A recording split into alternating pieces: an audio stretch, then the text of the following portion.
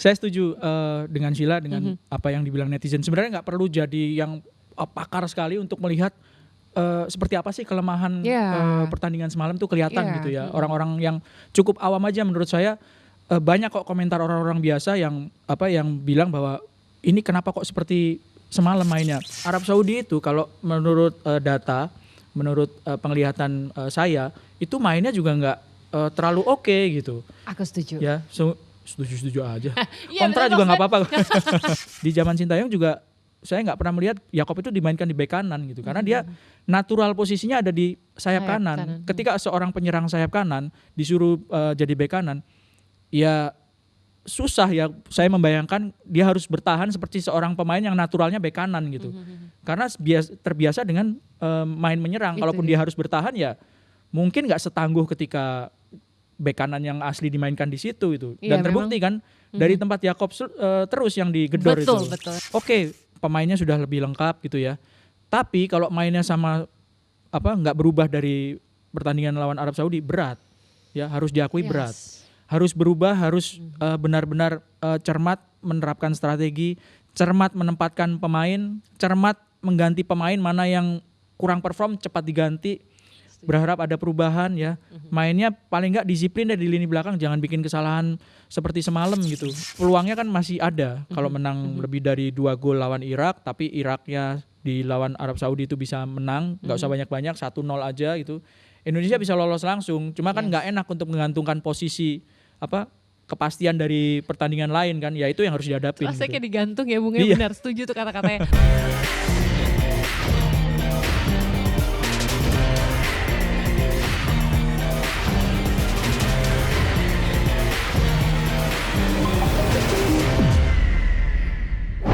Halo Soccer People, jumpa lagi di Soccer Lover. Kali ini kita akan ngebahas peluang Indonesia di ronde keempat kualifikasi Piala Dunia 2026 zona Asia. Jadi di laga perdana timnas Garuda harus takluk dari Arab Saudi 2-3. Namun peluang Indonesia untuk lolos masih terbuka dengan sejumlah skenario yang memungkinkan, masih mungkin, tetap ada harapan ya. Untuk mengulasnya lebih dalam kita akan berbincang bersama dengan pengamat sepak bola Bung Erwin Fitriansyah. Bung, apa kabar? Baik, alhamdulillah. Ini Sheila apa sore? Bung, ini tadi malam ya kita ngelihatnya tuh kayak gregetan karena sebenarnya bisa aja gitu ya, bisa aja langsung lolos nih menang, tapi ya memang apa yang sempat unggul tapi apa yang terjadilah gitu ya. Melihat laga tadi malam gitu 2-3 kita kalah, namun sebenarnya kita juga harus memberikan apresiasi karena kayaknya tim Garuda juga cukup merepotkan tuan rumah. Tanggapan Bung Erwin terkait dengan laga tadi malam? Ya, campur aduk ya, gregetan, kesel, ya, gemes, gitu ya, kecewa, nyesek gitu ya. Ini ngomong-ngomong saya jadi pendukung Arab Saudi, Arabnya di sini. Jadi campur aduk karena memang sebenarnya Indonesia itu punya kesempatan untuk setidaknya mencuri poin gitu ya. Tapi malah hilang poinnya. Dari mana kita bisa mencuri poin indikatornya? Ya Indonesia bisa mencetak 1 gol terlebih dahulu gitu ya. Dan di awal-awal itu kan tampil cukup menekan gitu ya. Itu yang membuat kok sayang gitu sampai kalah. Dan sebenarnya kan kalau misalnya mainnya oke, formasinya oke, pemilihan pemainnya nggak kita pertanyakan gitu, itu kalaupun kalah dan mainnya bagus, ya udahlah, memang kalah gitu. Tapi ada sejumlah faktor yang membuat masyarakat Indonesia, khususnya supporter dan pendukung timnas itu nyesek gitu. Aduh, kok kalah gitu. Iya, ini kan kalau kita lihat gol pembuka dari Kevin Dix melalui jalur penalti gitu kan ya.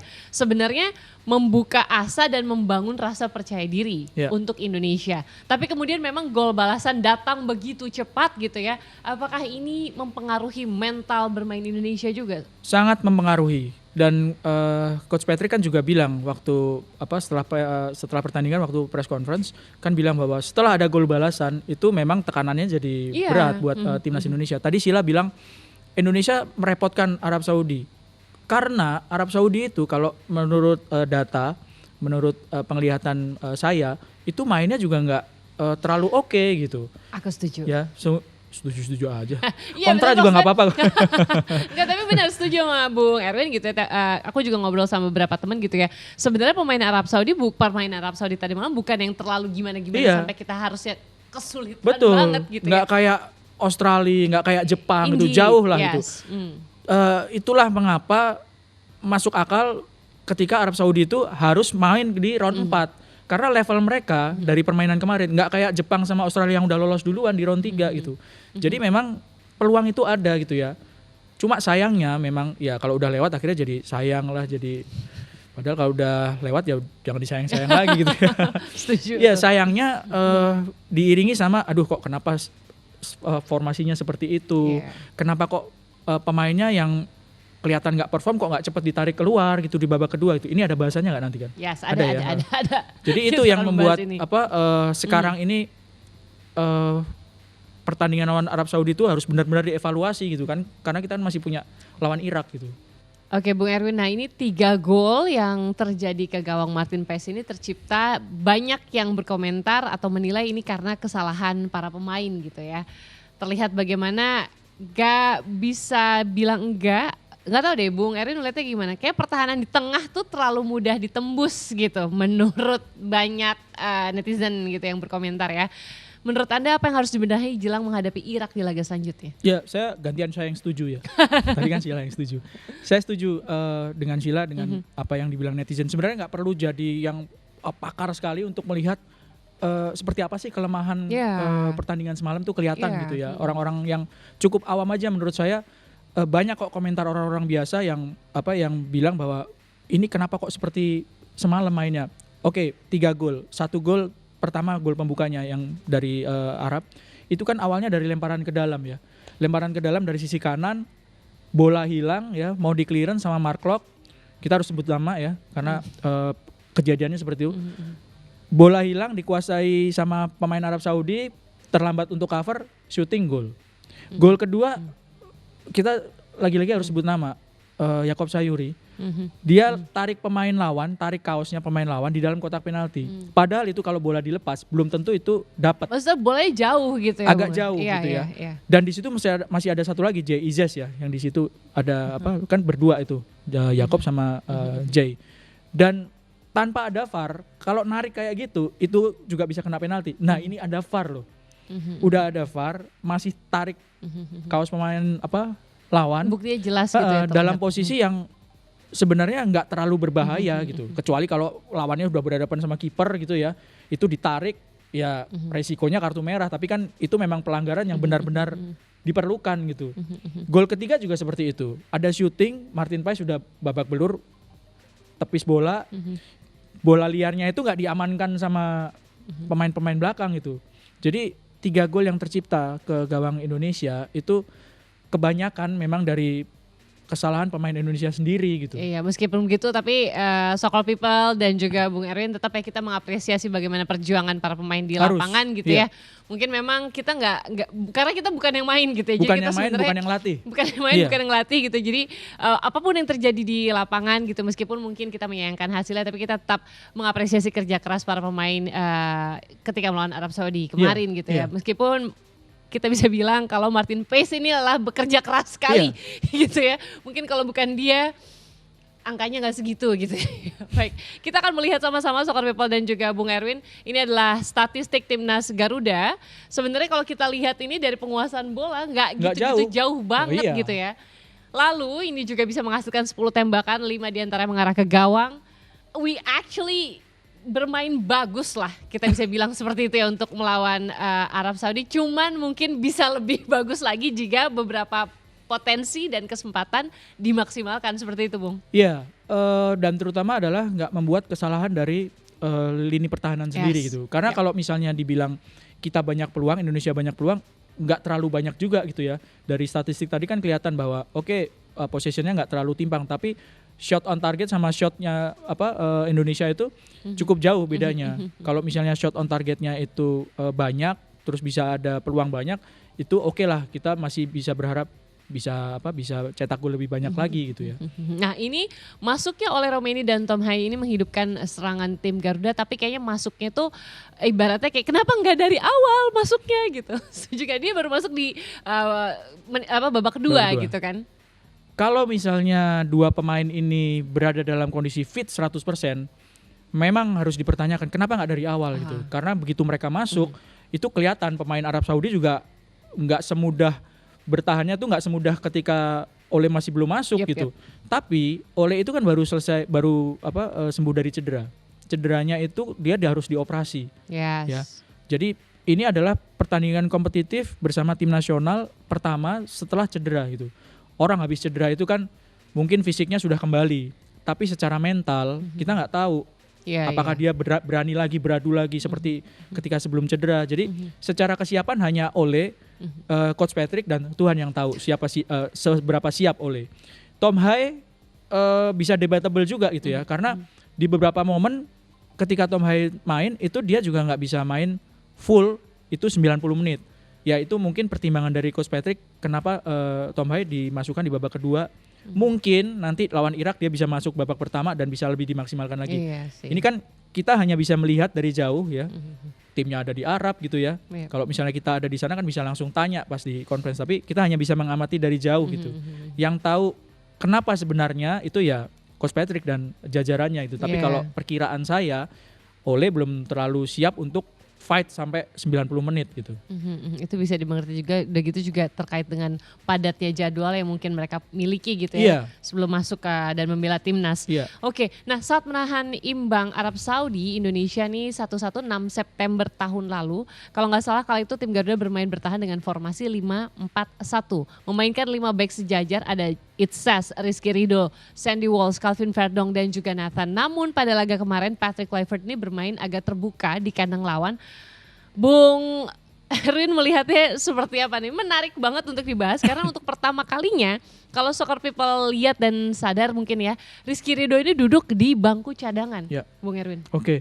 Waktu main di Arab, main 1-1 itu kan belum ada Ole, belum ada Kevin Dix, belum ada Joey Pelupesi, belum ada Emil Audero. Emil juga nggak, tapi kalau Emil nggak ada semalam karena dia cedera jadi nggak datang ke Arab.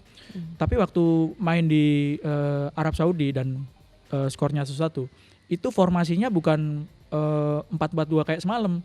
Formasinya itu 3 orang sejajar di belakang, ada J.I.J di tengah, Calvin Verdong di sebelah kirinya, sebelah kanannya Rizky Ridho, back kirinya Nathan, back kanannya Sandy Walsh. Ketika bertahan, 2 orang back ini jadi turun, jadi ada 5 orang pemain bertahan dan 3 orang pemain yang ada di tengah, Jay, Rizky Ridho sama ini Calvin, biasanya ada Justin di situ. Hubner ya, bukan Timberlake ya. Hubner dong. Hubner. Jadi 3 orang ini sebenarnya adalah formasi baku ketika Indonesia di round 2, di round 3 itu sudah solid sekali mereka gitu ya. Jadi menjadi pertanyaan lagi dan cukup riskan kan kalau diubah formasinya ketika ada pemain-pemain yang sudah baku dan main bola itu kan kayak nggak bisa sehari 2 hari chemistry-nya dapat gitu. Betul Bang, setuju. Itu yang harus dibangun berhari-hari, berbulan-bulan gitu ya. Nah ini yang jadi pertanyaan ketika main dengan formasi 3, kalau misalnya diserang jadi 5, itu kan sebenarnya jadi lebih kuat gitu.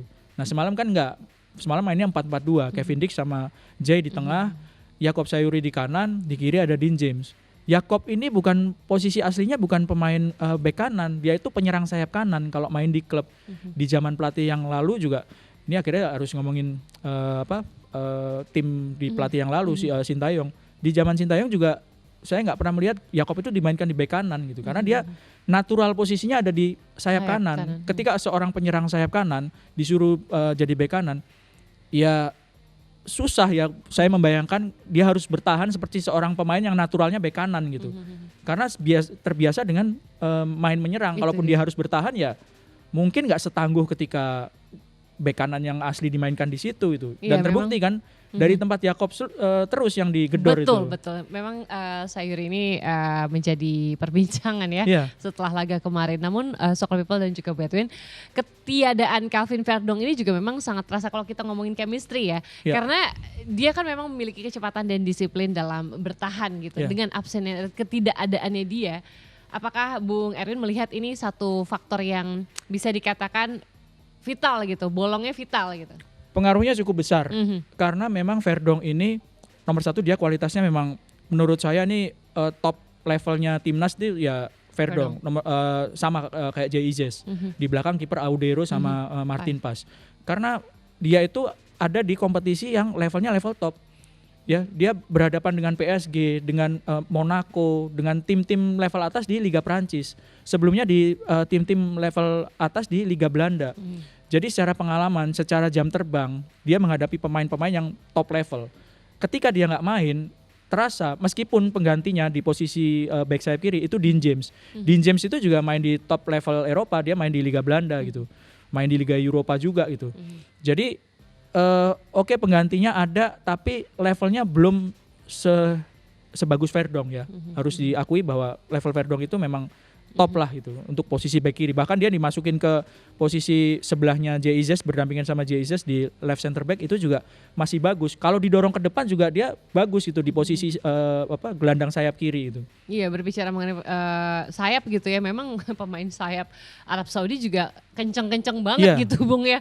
Nah, masih ngomongin soal persayapan ini, sisi kiri persayapan gak tuh ngomongnya ya. Ya karena dua sisi ini yang memang kita terlihat sekali gitu ya. Karena kalau kita lihat nih sisi kiri penyerangan Indonesia di babak pertama ini kurang berkembang gitu kan. Tim Garuda banyak mengandalkan sisi kanan, di mana di situ ada Miliano Jonathan. Menurut Anda kenapa ini menjadi apakah ini menjadi salah satu bagian dari strategi?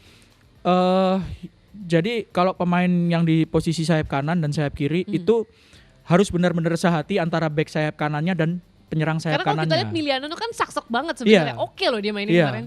Kalau misalnya yang di belakangnya dia yaitu Yakob Sayuri itu dia bisa bekerja sama dengan rapi, itu akan sangat berbahaya gitu. Karena Miliano harus diakui dia usianya 21-22 ya, dia masih masuk di U23 tapi dia dimainkan di tim senior dan penampilannya semalam cukup menjanjikan gitu ya. Berani agree with that. Berani melewati lawan. Gol pertama Indonesia itu kan karena pelanggarannya pemain Arab, Miliano yang dilanggar. Terus ada tendangan bebas disundul sama Jay Izzes, kena tangannya. Jadi dari sisi Miliano itu kontribusinya besar. Besar betul dia. Cuma sayangnya di kiri memang timpang gitu. Karena di kiri kan yang dipasang Beckham Putra. Nah, itu agak nggak kelihatan ya, Bung ya? Iya, kelihatan. Cuman jarang dapat bola gitu ya. Jarang dapat bola atau kalaupun dia duel dia kalah gitu ya. Ya akhirnya jadi timpang gitu. Maksudnya perannya Beckham tadi malam tuh kurang kelihatan gitu. Bukan nggak kelihatan orangnya mah. Ya, jadi agak timpang ya, kelihatan bukan agak timpang, memang timpang karena agresif sekali Miliano, sementara di sisi kiri Beckham ya nggak kelihatan ya, kontribusinya nggak sebesar Miliano, harus diakui itu. Tapi sekali lagi pemain ini nggak perform, pemain itu nggak perform gitu ya, kelihatan nggak perform. Mereka itu yang diturunkan oleh pelatih gitu. Jadi yang benar-benar bertanggung jawab dan tahu dan harus bisa menjelaskan kenapanya itu ya pelatih itu. Karena kalau di pertempuran kan mereka ini prajurit yang tanggung jawab tetap komandannya, strateginya seperti apa. Dan sekali lagi sebagai pecinta sepak bola Indonesia gitu ya, memang hasil tidak seperti yang kita harapkan, tapi apapun itu kita harus apresiasi dan terus mendukung perjalanan timnas. Nah, untuk formasi di laga kedua, perubahan dan evaluasi seperti apa yang kiranya harus menjadi perhatian Patrick Kluivert nih saat menghadapi Irak? Kalau ngomongin taktik, strategi itu sebenarnya agak riskan kalau yang ngomong bukan pelatih gitu ya. Setuju. Tapi dari sisi yang nonton, jurnalis ya, terutama dari sisi jurnalis, dari sisi data, dari sisi rekam jejak gitu. Yang kelihatan cocok untuk menghadapi tim-tim seperti Arab Saudi ya oke lah, mereka top level di Asia gitu ya. Mereka langganan Piala Dunia. Sekarang lawan Irak. Pertandingan berikutnya. Kemarin dengan formasi 3-4-3 atau 3-4-2-1 itu Indonesia bisa melakukan counter yang bagus gitu. Di pertahanan ketat, ketika melakukan counter bagus dan bisa mengalahkan tim seperti Arab Saudi, seperti Cina, Bahrain itu kalah sama Indonesia dengan cara main yang lebih mengandalkan counter ya. Kalau soal Arab Saudi, saya punya data ketika Indonesia main di pertandingan di round 3. Secara possession, secara shots, on target, passing itu kalah semua Indonesia. Ya. Contohnya possession 66 dibanding 34%. Shotsnya 18 dibandingkan 8. On targetnya 4 dibandingkan 2. Passingnya 593 dibandingkan 313. Yang angka kecilnya itu Indonesia semua main di Arab. Tapi hasilnya Indonesia bisa tahan imbang 1-1. Mainnya efektif. Di pertandingan kedua waktu di GBK mirip, bahkan possessionnya Indonesia kalah banyak, 23% dibandingkan 77%. Secara shot 13 Indonesia, 23 Arab Saudi. Yang on target 6 Indonesia, Arab Saudi cuma 3. Yang jadi gol 2 untuk Indonesia. Artinya dengan permainan yang efektif, possessionnya kalah, ya, passingnya juga kalah, Indonesia bisa memetik kemenangan gitu. Dengan formasi 3-4-3 atau 3-4-2-1 gitu ya. Bukan 4-4-2 seperti semalam yang menurut saya belum terlalu fasih untuk dipahami oleh pemain-pemain semalam itu. Karena kan balik lagi tadi seperti yang Bung Erwin bilang gitu, untuk mendapatkan harmonisasi dalam sebuah tim itu nggak cuma seminggu 2 minggu gitu ya. Jadi memang betul ada beberapa mungkin posisinya memang sudah ajak siapa di posisi apa dan siapa yang menjadi pendukungnya di posisi itu. Seperti itu ya. Baik, pemirsa serius banget ya. Soccer people. Meski Indonesia kalah di laga perdana, peluang untuk lolos ke Piala Dunia ini masih terbuka, tenang aja. Bahkan bisa lolos langsung, tapi dengan catatan ya, menang lebih dari 1 gol atas Irak. Nih dia ya, kita udah bikin ini buat soccer people nih. Ya, lalu Irak ini juga please banget menangnya tipis aja atas Arab Saudi gitu. Jadi kita nggak repot, nggak susah ngejarnya ya. Itulah ya, jika ingin melaju ke ronde 5, Indonesia wajib menang di laga kedua gitu. Seberapa besar sih menurut Anda peluang Indonesia berhadapan dengan Irak yang kita tahu, berbicara mengenai kualitas gitu ya, banyak mengakui kualitasnya Irak di atas Arab Saudi, dan memang sepertinya Indonesia ini sulit menang kalau berhadapan dengan Irak. Di round 2 itu Indonesia satu grup sama Irak. Waktu main di Basra, waktu main di tandang di Irak itu kalah 1-5. Main di GBK kalah 0-2. Yes. Cuma waktu itu pemain-pemainnya belum selengkap sekarang ya. Ole belum ada, Joy, kipernya juga belum ada, Emil, pas itu belum ada, yang main Hernando di Jakarta. Jadi banyak sekali pemain yang belum ada waktu di round 2. Di round 4 sekarang ketemu lagi sama Irak. Oke, pemainnya sudah lebih lengkap gitu ya. Tapi kalau mainnya sama nggak berubah dari pertandingan lawan Arab Saudi, berat. Ya, harus diakui berat. Harus berubah, harus benar-benar cermat menerapkan strategi, cermat menempatkan pemain, cermat mengganti pemain mana yang kurang perform cepat diganti. Berharap ada perubahan ya. Mainnya paling nggak disiplin deh di lini belakang, jangan bikin kesalahan seperti semalam gitu. Karena kalau lawan kita bikin kesalahan terus lawan dapat gol dari itu kan rugi banget gitu. Lawannya nggak usah, effortnya nggak sebesar ketika kita main disiplin gitu untuk cetak gol kan untuk lawan. Jadi paling nggak main lebih disiplin dan efektif ya. Peluang kecil ya harus jadi gol gitu ya. Ya mirip seperti 12 menit awal kemarin lah, ya kan? Iya, kalau itu terus bertahan sebenarnya di 12 menit awal pola permainannya terus bertahan sampai akhir gitu, kayak besar kemungkinan hasilnya mungkin berbeda gitu ya. Jadi peluangnya kan masih ada kalau menang lebih dari 2 gol lawan Irak, tapi Iraknya di lawan Arab Saudi itu bisa menang, nggak usah banyak-banyak, 1-0 aja gitu. Indonesia bisa lolos langsung, cuma kan nggak enak untuk menggantungkan posisi kepastian dari pertandingan lain kan, ya itu yang harus dihadapin. Rasanya kayak digantung ya Bung, ya benar, setuju tuh kata-katanya. Tapi sekali lagi ya soccer people menghadapi Irak nanti harapan masih ada, jangan menyalahkan gitu ya kepada pemain tetap harus support gitu ya. Kita doakan agar comeback-nya ini lebih baik lagi, lebih semangat lagi dan lebih padu lagi sih kalau menurut aku ya.